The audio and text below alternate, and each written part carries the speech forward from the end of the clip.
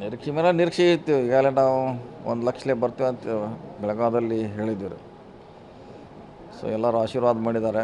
ಕಾಂಗ್ರೆಸ್ ಪಕ್ಷದ ಗ್ಯಾರಂಟಿ, ನಾವು ಮಾಡಿರೋಂಥ 30 ವರ್ಷಗಳ ಕೆಲಸ, ಜನರ ವಿಶ್ವಾಸ ಇದೆ ನಮ್ಮ ಮೇಲೆ, ಇವರು ಕೆಲಸ ಮಾಡ್ತಾರಂತ. ಹೀಗಾಗಿ ನಮ್ಗೆ ಆಶೀರ್ವಾದ ಮಾಡಿದ್ದಾರೆ.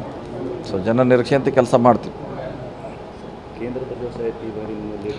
ಚೆನ್ನಾಗಿ ಸಿಕ್ಕಿದೆ, ಫೈಟ್ ಆಗ್ತಾಯಿದೆ, ನಿರೀಕ್ಷೆ ಮೀರಿ ಹೆಚ್ಚಿಗೆ ಬಂದಿದ್ದೀವಿ.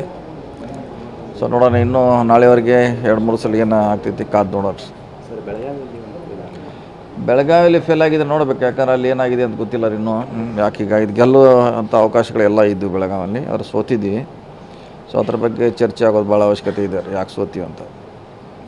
ಸುಮಾರು 1,00,000 ನಿಯರ್ ಅಬೌಟ್ ಆಗಿದೆ. ಅಥಣಿಯಲ್ಲಿ ಮಾತ್ರ ಲೀಡ್ ಕಡಿಮೆ ಆಗಿದೆ. ಒಂದು ಕಾನ್ಸ್ಟಿಟ್ಯೂನ್ಸಿಲಿ ಅದಕ್ಕೆ ಕಡಿಮೆ ಆಗಿದೆ. ಅಲ್ಲಿ ಕೂಡ ಸರಿಯಾಗಿ ಕೆಲಸ ಆಗಿಲ್ಲ ನಮ್ಮ ಕಾರ್ಯಕರ್ತರಿಂದ. ಸೊ ಹೀಗಾಗಿ ಕಡಿಮೆ ಆಗಿದೆ.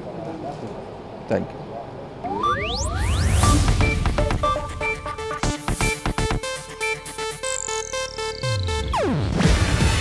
ಇದು ಏಷ್ಯಾನೆಟ್ ನ್ಯೂಸ್ ನೆಟ್ವರ್ಕ್ ಪ್ರಸ್ತುತಿ.